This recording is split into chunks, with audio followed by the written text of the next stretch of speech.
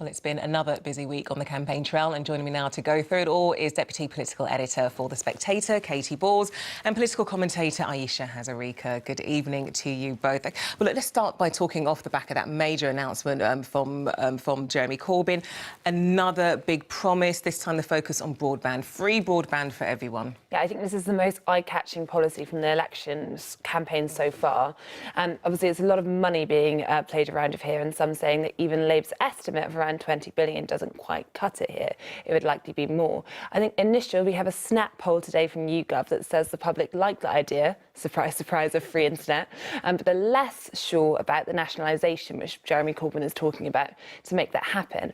And I think with this is likely to be quite a popular policy, but ultimately, do the public think this is something Labour can deliver by just taxing internet giants rather than, I think, people that we know, so to speak, you know, is this going to cost the average person? Yeah, Ayesha, another ambitious promise from Jeremy Corbyn. He says tech giants will be paying for most of it, but we're talking about renationalisation of it, as Katy was pointing to. BT, Openreach, the rails, Royal Mail, energy, water, it's all sounding quite costly, isn't it? National grid, yeah, absolutely. But in a way, what we are seeing is full-fat Corbynism here.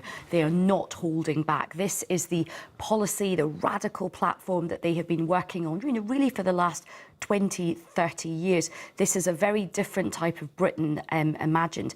It's pretty divisive, but the one thing that they will be very pleased about is that we're all talking about it. This has really cut through. Katy and I were just saying earlier, it's been a bit of a lacklustre campaign so far. Nothing has really cut through. I mean, just coming here today on the tube today, I kind of overheard two harassed mums with their wee tots, and they were talking about saying, have you heard this thing that, you know, there might be sort of free broadband? So the question, I think, for the public with the Labour manifesto is, when you add up so much, will they believe that Labour can A, afford it, and B, deliver it? Yeah, I mean, you're talking about just the campaign, just not really campaigning for all parties, not really pushing through. That's been partly because of the flooding. And this week, the second week of campaigning, overridden by that, overshadowed by that. And a lot of criticism for Boris Johnson in terms of not declaring a national emergency early or reacting quick enough. Yes, and I think it was a good example of how you can have the best planned campaign. The Tories want to have a campaign all about Brexit, and instead what we have is the issue of the floods. And Boris Johnson did appear to be on the back foot about this. He's tried to make up for it. He did a belated visit where he was lightly heckled, pointing out. But I do think it is a tricky one for the Tories. Well, he visited on the Friday, then also at that... so he did, when he did his second visit. He did go once, but I think there's a sense, because you had Jeremy Corbyn and Jo Swinson doing visits in between that, I think some thought that they weren't paying enough attention to it. Now, you've also had parties start to make this into an election issue because they're announcing how much funding they would put towards flood defences. So you can see how it plays in. And I think the question for Boris Johnson is, how does this look? Because in this area specifically, there are lots of Tory target seats, so they were hoping to win at the election. And if residents feel as though the government has let them down on this in terms of how they've been dealing with it, it could be pivotal. Yeah, there was some criticism that the likes of Jo Swinson and Jeremy Corbyn using it as electioneering, just using these floods as a political tool.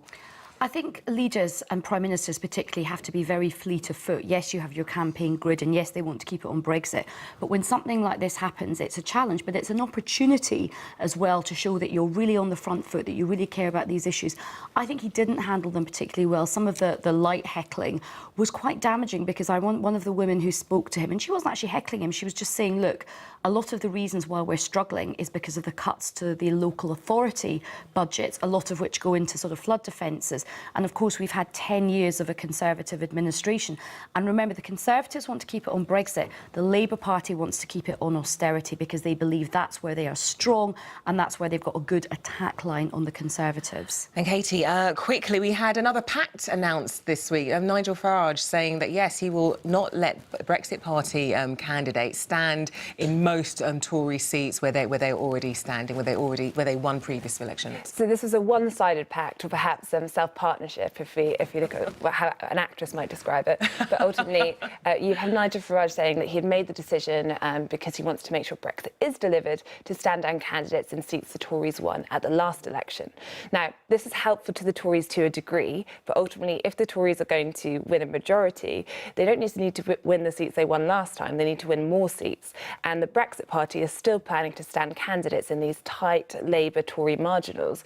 And I think that does make it tricky for the Tories. But not everyone in the Brexit Party is happy with Nigel Farage on this. Some thought he should have gone further and stood down more candidates. So you've had a few candidates choosing of their own accord, saying, I'm actually not going to stand for the Brexit Party. I think the issue for Nigel Farage is he's began to concede the argument that the Brexit Party potentially eats into the Leave vote. OK, Katy Balls and Ayesha Hazarika are going to have to leave it there. I'm sure there's going to be plenty more conversations on this election campaigning, but thank you now. Thank you for now. Thank you.